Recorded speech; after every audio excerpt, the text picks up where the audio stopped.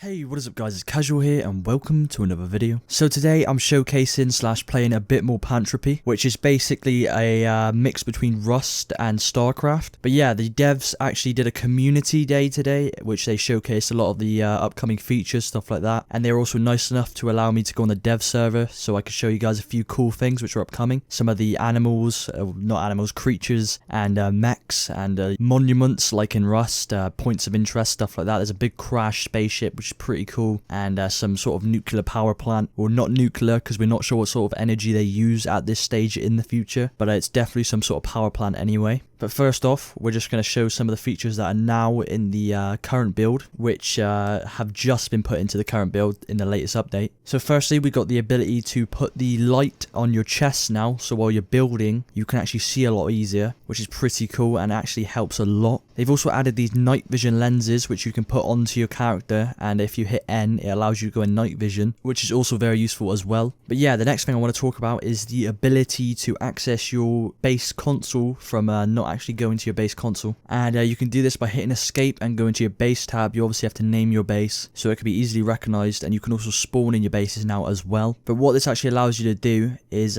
basically toggle things on and off from not being at your console, because there was an issue where shield doors could not be disabled and stuff like that because obviously you're trapped outside your base, and also the force field could not be disabled. I will be talking about that in a second, but yeah, it's a pretty nifty update. Okay, so next thing is they've added a bubble shield generator which you can place down in your base, and what this allows you to do is basically put a force field around your base, like a big dome field, and that will stop anyone from entering. It will also stop you from escaping because no one can pass through it. It will stop bullets, rockets from hitting your base, which is useful. But the only issue with it is it takes a lot of power consumption, so to have it cover the highest area you have to have a lot of power to do so, and a lot of generators have to be down. So when the game is actually released and the survival aspect is in, it's going to be very hard to have a big force field around your base. But it's pretty sick. It can withstand a nuclear blast, it can withstand, you know, regular blasts, stuff like that, and you can adjust the size according to how big your base is. And I believe, I'm not too sure, but I think they've also added a cooldown now, so you can only have it on for a few minutes before it needs to recharge again. So obviously that will stop some people from, you know, overusing it and keeping their base safe all the time. Okay, so the next thing is the devs, as I said, have hosted a community event. But yeah, I actually went in and they dropped me some armor, and I teamed up with my faction because there's 3 factions, and what we did is we all had to build a base, each faction, and we were given guns, and we had some sort of battle, and it's pretty cool, and I got to showcase a lot of the guns, and I got to use them quite a bit, and there was a lot of nukes going off. It was pretty crazy. But yeah, talking about factions as we're on the topic, this is going to be a little bit different to Rust because you got factions, and that'll stop people from killing everyone like in Rust because it's really toxic. So people in your faction, you can't kill them, but people not in your faction, you're sort of forced to kill them, but you don't have to. But it makes for a more interesting PvP. Alright, so in the background is a video of my faction building the base. And we put down a shield generator. We had a few shield walls up and it looks pretty crazy. Obviously we had to have a lot of generators down to do so, but it's absolutely beautiful. Just look at it, it's just so nice. It looks so futuristic. But yeah, here's me using some of the weapons, shooting at some people, killing some people. I don't have any sound, unfortunately, because I was watching the dev stream at the time, so it's just going to have to be silent. So the devs are actually looking into adding jetpacks in the future. They're already working on mechs and spaceships and creatures and other monuments, such as the nuclear power plant, which I told you about, because you can actually see the spaceship monument in map at this time. And since we're on the topic of the map, they're actually going to be adding a bigger map in the future, customizing it a bit more. But yeah, this game is essentially a futuristic Rust, and I can't wait to actually play it in its full glory. Okay, so next, I'm going to show off a few of the weapons, them firing. I'm going to tell you about them, I'm going to tell you what they do, and I'm going to tell you their names and stuff like that. So the weapons aren't fully polished at the moment, but I'm just going to show them to you guys anyway, and these will be craftable in the future, a lot like every other aspect of the game, such as armor, you know, chem lights, tools. But yeah, here we go. Alright, so we got these big trees right here, which I'm going to use for target practice. Massive trees. But yes, okay, let's fire. This is a fully auto gun. You can obviously click to go semi if you want to, and hold it for a few seconds to go 3-round burst, if that makes sense. This right here is some sort of cannon, so I'm going to fire it for you guys. It was a nuclear bomb device. Okay, so we've got my stuff back because I accidentally just fired off a nuclear bomb. Now we know how to get the names of the weapons. So yeah, we're just going to do it here. In fact, we're going to go a little bit further out, since there's aftermath flying around me. Okay. So now if I do this, I can click on the gun. It's a standard assault rifle and it's 6.42mm ammunition. So there you go, there's that firing. I'm going to reload it, just to show you guys what it looks like in reloading. Going down to the next gun. This is a long-range harpoon weapon. So I'm going to fire that real quick. And as you can see, it fires a harpoon, and quickly reload it. So that's pretty sick. There you go again. This right here, standard issue pistol, I'm guessing. Basic range weapon, uses 8.2mm pistol rounds. There you go, there's that. Here's it reloading. This is a powerful 50 caliber precision rifle, great against literally anything. So, don't actually have any ammo in it, so I'm going to reload it real quick.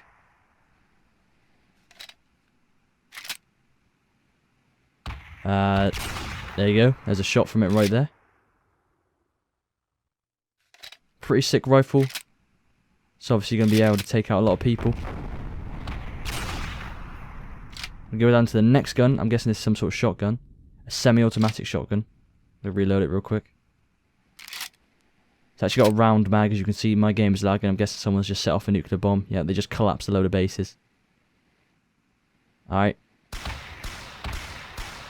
There's it in action, firing right there. Pretty decent. This is a highly advanced electromagnetic projectile weapon. Now that is pretty sick. So this is basically like a, well, let's check this nut. This is a 50 caliber precision rifle. Someone's firing rockets at me. But I'm guessing this isn't the 50 caliber precision rifle. This could be the nuclear bomb launcher, so I'm not going to shoot that one. I know one of them does fire regular rockets when the other one fires a nuclear bomb, so I'm not going to mess around too much. A single action pistol. Shoots a paralyzing projectile. The sights are a bit weird, but it can only have one bullet in the chamber, so you're obviously going to have to be quick on the draw. We have a simple projectile weapon. Doesn't sound too powerful, but obviously it's going to be able to take out some people, stuff like that. And this looks to be a sniper. A 8mm high precision rifle. Yeah, right, I'm going to reload it real quick. And we're going to shoot some more trees. It's bolt action as well. Pretty sick indeed. Now, I'm going to fire that rocket launcher over that way so I don't get shot in the well, so it doesn't, you know, obviously kill me. No, it's actually just a regular rocket launcher, so what I'm going to do now is basically be horrible to everyone. And I'm just going to shoot this right over there. Oh god, these guys are screwed. Oh, that was powerful. So I'm guessing those will be able to wipe out bases in a matter of seconds, so that's why you need to have shields on.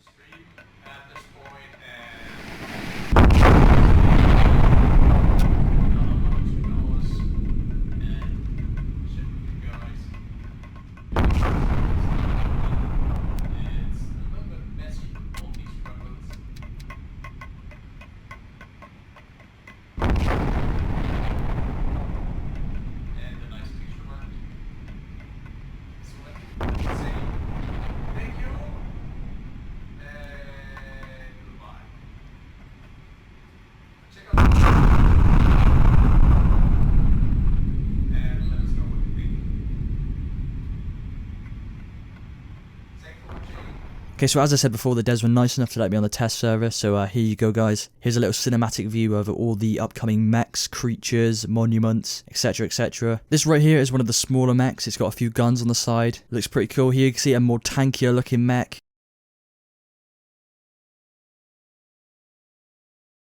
It's obviously going to be used as some sort of artillery, and here's another one which is a bit less tankier, but a bit more tankier than the one before. Pretty cool. Here's one of these ship-looking creatures, which I'm guessing is going to be domesticated by technology, sort of like a cyborg creature. But it's supposed to be some sort of mech slash ship sort of thing. But yeah, here we go. Here's some little wolf-looking thing. I'm not sure what that is. Here's some tall, wise-looking creature. Spider thing right here. Here's another spider thing. Now these things are cool. These are little worm looking things.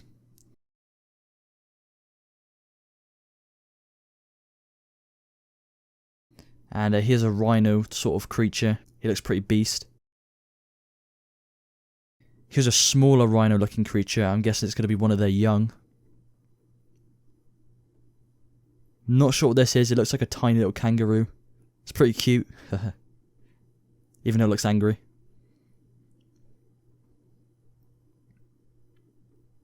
But yeah, here's some little bat creature. And last but not least, we have this big worm, which looks very scary. I'm not sure if I want to come across this in the actual game. It's pretty freaky looking. But yeah, as I said, this is on the dev server. This is going to be coming into the game soon. Obviously, on release, it will all be part of the game. But yeah, look at those mechs. I can't wait to get my hands on some of them. Alright, so here we have the nuclear power plant, as you can see. It is accessible at the moment, but it's just sort of untextured and the interior is not that good. It's really glitchy, so it's kind of hard to show it off. But yeah, this is going to be one of the lootable monuments in the game, just like in Rust. And over here you can see those plant things, which the devs tweeted on Twitter. It'd be cool to build your base underneath those, because obviously a bit more protection. And they got flowers on top as well, which is pretty cool. And over here we have the big crash spaceship. Not actually accessible, just like the power plant, but it is going to be one of the monuments in the game. It's pretty cool, it's massive. They did say it's going to be accessible in the future, so you're going to be able to loot it and stuff like that. But yeah, I just can't wait till this game gets dropped. It's going to be amazing. But yeah, as I said, this game is coming next year, but the build demo is live right now, so you can go try it out. A lot of the things that are shown in this video won't be accessible, because obviously I was allowed on the dev server. But yeah, I hope you guys enjoyed the video, and all the stuff which I've shown off. And if you did, leave a like, and I'll see you guys in another video. Peace.